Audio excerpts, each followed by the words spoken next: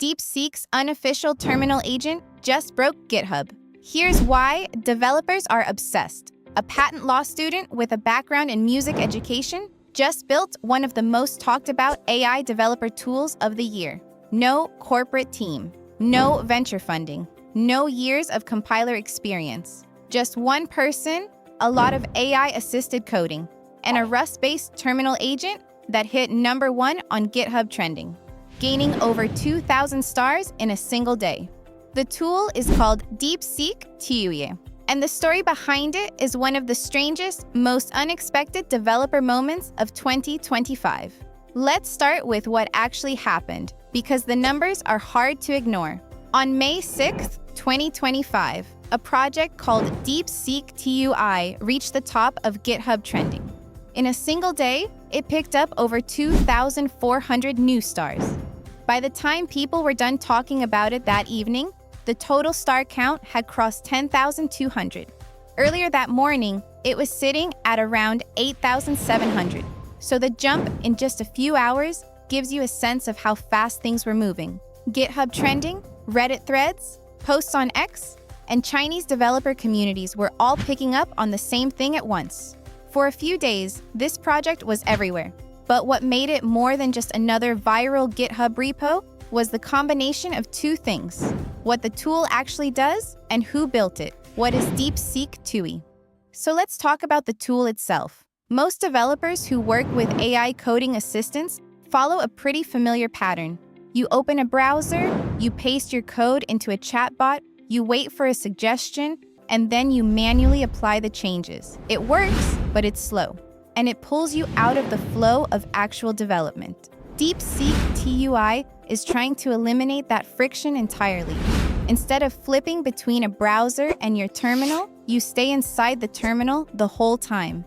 DeepSeek TUI is a keyboard-driven, terminal-native AI coding agent built specifically around DeepSeek V4. It can read your files, edit them, run shell commands, search the web, manage Git repositories, apply patches, handle multi-step tasks, and even coordinate subagents, all without you ever touching a browser. The comparison people immediately reached for was Claude Code, Anthropic's own terminal coding agent that caused a lot of excitement when it launched. And that comparison isn't wrong. DeepSeek TUI sits in the same category as Claude Code, Aider, Klein, and OpenCode. But there's a key difference. Most of those tools are built to be model agnostic. They try to work with any AI model you throw at them. DeepSeek TUI was designed from the ground up around DeepSeek V4 specifically. And that focused approach turned out to be a serious advantage, because DeepSeek V4 brings some genuinely compelling features to the table, including a 1 million token context window, significantly lower pricing than many competitors, and strong performance across both its Flash and Pro variants. DeepSeek TUI is essentially an attempt to turn those model strengths into a complete, practical coding workflow. The person behind it. Now here's the part of this story that caught a lot of people off guard. DeepSeek TUI is not an official DeepSeek product. It wasn't built by a team of AI researchers or a well-funded startup. It was created by a single independent developer, an American named Hunter Bound, who goes by the GitHub handle HMBound. The project launched on January 19, 2026, and by early May, it had already gone through more than 36 releases. But what really got people's attention was Hunter's background. He isn't a compiler engineer. He doesn't have years of systems programming experience. His academic background is in music education.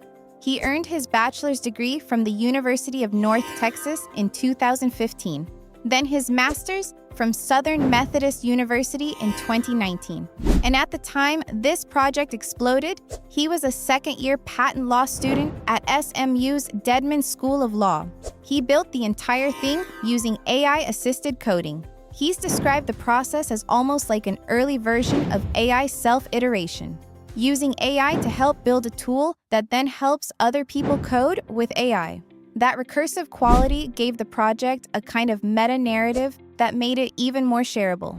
A music-educated patent law student ships a production-grade, Rust-based AI coding agent. It goes #1 on GitHub.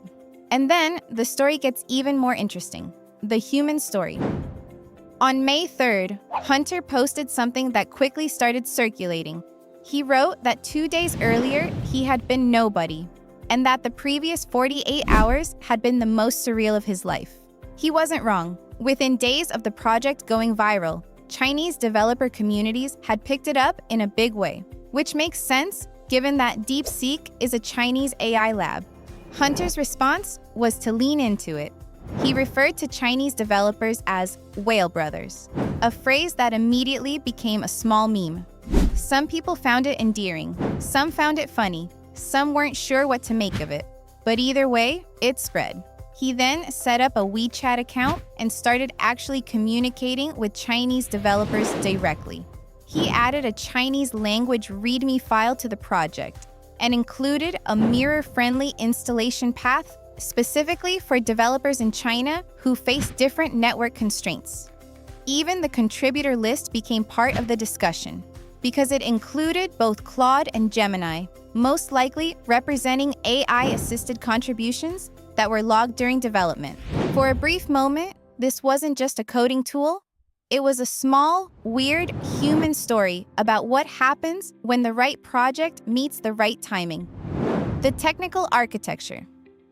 Now let's get into what's actually happening under the hood, because this is more sophisticated than a basic API wrapper. DeepSeek TUI is built in Rust, which already separates it from a lot of AI tooling that runs on Python daemons or Node.js processes. It uses a dual binary architecture. There's a DeepSeek dispatcher, which handles authentication, configuration, model selection, and session management. And there's a separate DeepSeek runtime, which manages the actual agent loop and the terminal interface. These two binaries are designed to work together. If you try to run one without the other, you get a missing companion binary error. It's an intentional design choice, not an oversight. The terminal interface itself is built with Ratatouille, a native Rust TUI framework. So this isn't an Electron app with a web view slapped inside it. It's a real, native terminal application. Installation is flexible. You can use NPM with a global install flag, Cargo with separate installs for the CLI and runtime, or Homebrew on Mac. Recent versions have also fixed Windows path, separator handling, and added ARM64 Linux binary support, which signals that the developer is actually thinking about cross-platform users, not just his own machine.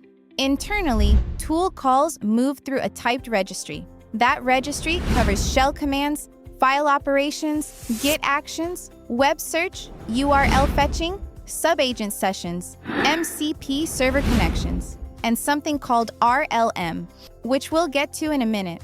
Results stream back into the conversation in real time. So instead of waiting for one large response at the end, you can watch the model working through the problem as it goes. Built around DeepSeek V4. One of the things that makes this tool stand out is how deliberately it's built around DeepSeek V4's specific strengths, rather than treating it as just another model to plug in. That 1 million token context window isn't just a marketing number here. It shapes how the entire agent handles long sessions. The tool tracks cache hits and cache misses, so developers can see in real time when the model is using cheaper cache input versus processing fresh tokens. Over a long coding session, that difference can matter a lot for your API bill. It also addresses one of the most common pain points with AI coding agents, the context window getting out of control. When you're working with an agent for any length of time, the session grows. You accumulate file reads, tool outputs, error messages, attempted fixes, explanations, and corrections. At a certain point, the session becomes bloated, slow, and expensive. DeepSeek TUI's approach is to handle this problem in layers. Version 0.8.13 introduced a smarter context compression system. Before paying the AI to summarize everything, the tool first tries to shrink old tool results on its own. If a large command output from 2 hours ago isn't needed in full anymore, it gets compressed down to a single summary line, and only the most recent relevant data is kept. If that's enough to get the session size under control, it skips the AI summary step entirely, saving you money. Loop detection and safety. There's also a system built specifically to catch one of the most frustrating problems in agentic AI workflows: getting stuck in a loop. Anyone who's used an AI coding agent for long enough has probably seen this. The agent tries a command, it fails. The agent tries the exact same command again, it fails again, and the agent tries it a third time, seemingly forgetting that the first 2 attempts didn't work. DeepSeek TUI watches for this. If the same tool with the same arguments appears 3 times within a single user request, the system interrupts the loop and inserts a correction message instead. If a tool is failing repeatedly, it warns on the 3rd failure and stops automatically on the 8th. That might sound like a small technical detail, but when an AI agent has access to your files and your terminal, you want it to be capable of recognizing when it's spinning its wheels. This kind of guardrail is exactly what separates a tool you can trust from one you have to babysit. Live reasoning stream. One of the most attention-grabbing features is the live reasoning stream. DeepSeek V4 Pro has the ability to send its internal reasoning separately from the final output. Most tools that connect to DeepSeek just display the final answer. DeepSeek TUI takes the reasoning stream and surfaces it directly in the terminal, in real time. So instead of seeing a finished response, you can watch the model actually working through the problem. You can see it deciding what to check, calling tools, revising its approach, and then arriving at a conclusion. The changelog even handles edge cases, like when the model starts reasoning before calling a tool, even if no normal message has been generated yet. That's the kind of detail that distinguishes a thoughtfully built tool from a basic implementation that just wraps an API. 3 working modes. The tool offers 3 distinct operating modes, each designed for a different level of trust and risk. Plan mode is the safe option. In this mode, the agent can read your code, browse files, inspect the project, and tell you exactly what it wants to do, but it cannot make changes. It's useful when you're scoping out a task or you want to understand the agent's intentions before giving it access. Agent mode is the standard working mode. The full toolset is available, but any significant action, editing files, running commands, making Git changes, requires your explicit approval before it proceeds. This is the mode most developers will use day to day. And then there's YOLO mode. YOLO mode allows the agent to act autonomously inside trusted projects without asking for permission at each step. It's fast, it's efficient, and it requires you to trust that the agent won't do something you didn't anticipate. The change log actually mentions a fix for Git commands being approved too easily in this mode, which shows the developer is aware of where the risks are and actively addressing them. The real question now is whether DeepSeek TUI stays a viral GitHub moment, or whether it becomes something developers actually rely on every day. The foundation is there. What happens next depends on how the project evolves, and whether Hunter Bound, wherever he is between pot and law classes, can keep up with the momentum he accidentally created. What do you think? Is this the kind of open source tool that has staying power? Or will it get overtaken by the next big thing in a few weeks? Drop your thoughts in the comments. If you found this interesting, hit subscribe. We cover AI developments like this every week. Thanks for watching, and I'll see you in the next one.